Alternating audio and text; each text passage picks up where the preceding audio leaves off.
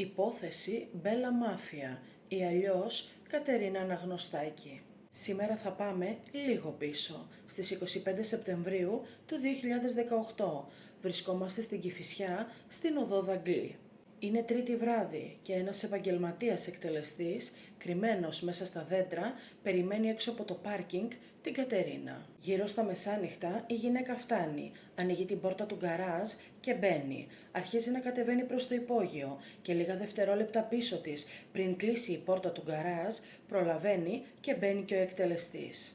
Αφού παρκάρει στη θέση της, σβήνει τη μηχανή και πριν προλάβει να πάρει την τσάντα της από τη θέση του συνοδηγού, ο άγνωστος άντρας ανοίγει την πόρτα του συνοδηγού και την εκτελεί με ένα ρώσικο καλάζνικοφ με 16 σφαίρες. Την επόμενη ημέρα η μητέρα της, καθώς της έχει κάνει επανειλημμένες κλήσεις και η Κατερίνα δεν απαντάει, αποφασίζει το απόγευμα να πάει στο σπίτι της. Αφού μπει δεν βρίσκει κανέναν και τότε αποφασίζει να κατέβει στο υπόγειο πάρκινγκ. Ανοίγοντας την πόρτα βλέπει την κόρη της και βρίσκεται σε σοκ. Οι φωνές της μάνας ξεσηκώνουν όλη τη γειτονιά και η αστυνομία φτάνει μέσα σε λίγα μόνο λεπτά. Πάμε όμως να δούμε τι συνέβαινε στη ζωή της Κατερίνας και φτάσαμε στο έγκλημα. Η Κατερίνα καταγότανε από την Κρήτη και προερχόταν από μια εύπορη οικογένεια.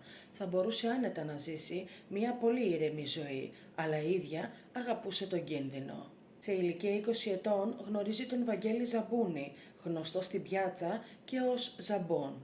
Ο Βαγγέλης ήταν νονός της νύχτας, όμως η Κατερίνα όχι απλά δεν τρόμαξε από τη φήμη του, αλλά ίσα ίσα μαγεύτηκε. Οι δυο τους έγιναν ζευγάρι και όταν η αστυνομία τον έψαχνε, η ίδια του άνοιξε το σπίτι της για να κρυφτεί. Τελικά οι αρχές το 2009 εντοπίζουν και τους δύο και τους συλλαμβάνουν. Η Κατερίνα για πρώτη φορά κατηγορείται για κλοπές, ληστείες και σύσταση εγκληματικής οργάνωσης. Στα δικαστήρια όμως η ελληνική μαφία έχει τους δικούς της κανόνες και έτσι δούλεψε ο νόμος της σιωπής. Οι συγκατηγορούμενοι της πήραν όλη την ευθύνη επάνω τους και έτσι λοιπόν η κοπέλα αθώωθηκε. Για τον κόσμο της νύχτας ήταν το μεγαλύτερο τεστ που θα μπορούσε να περάσει η Κατερίνα και εκεί κέρδισε την εμπιστοσύνη τους και έτσι από τότε ήταν ένα δικό τους παιδί. Λίγο καιρό αργότερα το ζευγάρι χωρίζει, πολύ ήρεμα και χωρίς καμία σύγκρουση. Σε αυτό το σημείο, αν δεν με έχεις κάνει follow, κάνε με τώρα,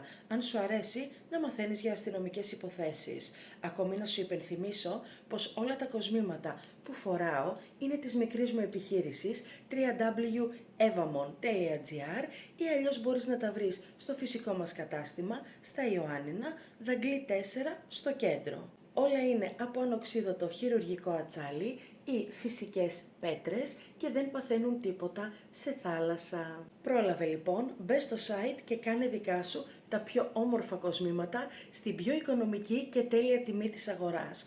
Ακόμη μπορείς να κάνεις υπέροχα και ξεχωριστά δωράκια, τα οποία θα μείνουν για πάντα χωρίς να αλλοιωθούν.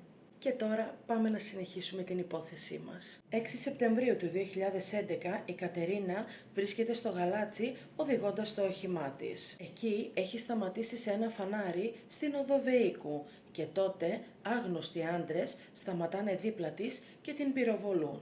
Η Κατερίνα τότε ήταν 7 μηνών έγκυος και από θαύμα καταφέρει να παραμείνει στη ζωή και η ίδια αλλά και το μωρό της. Φήμες αρχίζουν να οργιάζουν. Άλλοι έλεγαν πως την χτύπησαν για να στείλουν ένα μήνυμα στο Ζαμπόν και να του αποδείξουν πως μπορούν να του πάρουνε όποια στιγμή θέλουνε κάθε αγαπημένο του πρόσωπο. Άλλοι ανέφεραν πως η ίδια είχε ανοίξει δικά της επικίνδυνα μέτωπα με άλλες ομάδες μπράβων. Φημολογείται πως εκείνο το διάστημα η Κατερίνα έφυγε στο εξωτερικό για να μεγαλώσει τη μικρή της και επέστρεψε λίγο καιρό αργότερα.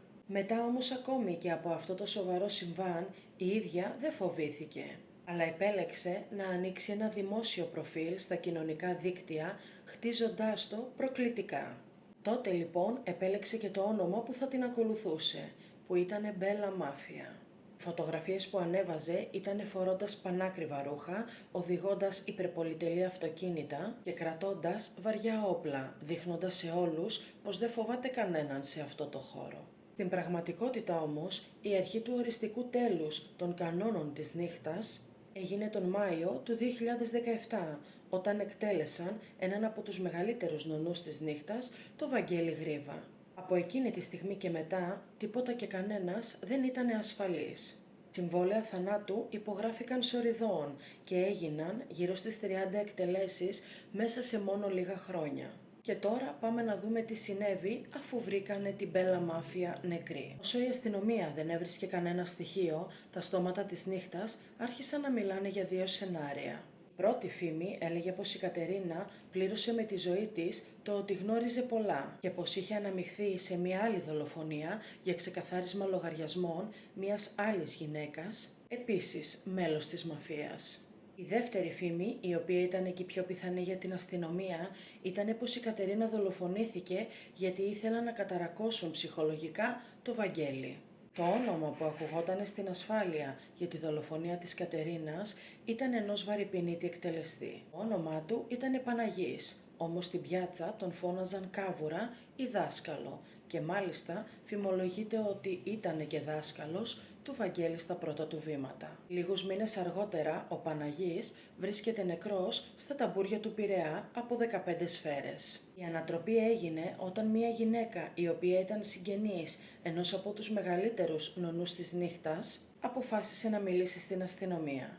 Η Λίτσα λοιπόν, όπως της είχαν δώσει αυτό το όνομα ως κωδικό, αποκάλυψε πως οι εντολές θανάτου ερχόταν μέσα από τις φυλακές. Συγκεκριμένα μίλησε για το δικό της συγγενικό πρόσωπο, ο οποίος της ζήτησε να βρει φωτογραφίες από την πρόεδρο εφετών, καθώς η ίδια είχε αναλάβει μια τεράστια υπόθεση απαγωγής, καταδικάζοντας τα μέλη της οργάνωσης. Έτσι της είπε να δώσει τις φωτογραφίες της προέδρου στο Βαγγέλη και να εκτελέσει εκείνος τη γυναίκα. Τελικά το σχέδιο χάλασε και έτσι ευτυχώς η γυναίκα σώθηκε. Τέλη Οκτωβρίου του 2018, στην ακτή Κονδύλη, ο Ζαμπόν πυροβολείται, όμως καταφέρνει να ζήσει. Ιανουάριος του 2024, ο Βαγγέλης βγαίνει από το πρατήριό του και μόλις πάει να μπει στο πανάκριβο και θωρακισμένο του τζιπ, δύο εκτελεστές τον πυροβολούνε με Καλάζνικοφ, ρίχνοντάς του 97 σφαίρες. Κάπως έτσι φτάσαμε στο τέλος και της σημερινής μας υπόθεσης. Αν σου άρεσε, χάρισέ μου μια καρδούλα. Και αν θέλεις να μαθαίνεις για εγκλήματα που έχουν συμβεί στην Ελλάδα αλλά και τον υπόλοιπο κόσμο, κάνε με ένα follow. Σε αυτό το σημείο να σου υπενθυμίσω πως όλα τα κοσμήματα στην εταιρεία μου θα τα βρεις στα 9 και 90. Είναι ανοξίδωτο χειρουργικό ατσάλι και εννοείται οι πέτρες είναι φυσικές. Ό,τι έχει πάνω τέλος πάντων πέτρες κτλ. Δεν παθαίνουν τίποτα σε θάλασσα, νερό κτλ.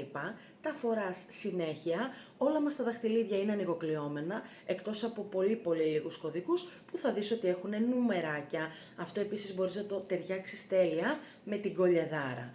Αυτά λοιπόν, και σε αυτό το σημείο να σου υπενθυμίσω ότι όλα τα ρούχα που φοράω είναι από XX Love. Είναι για γυναίκες plus size, το οποίο ξεκινάει από 0 extra έως και 4 extra large. Επομένως εκεί θα βρεις υπέροχα ρούχα, μοδάτα, αν είσαι έτσι plus size κορίτσι. Αυτά λοιπόν από εμένα, ραντεβού στην επόμενη ανατριχιαστική υπόθεση. Μέχρι τότε, φιλάρες!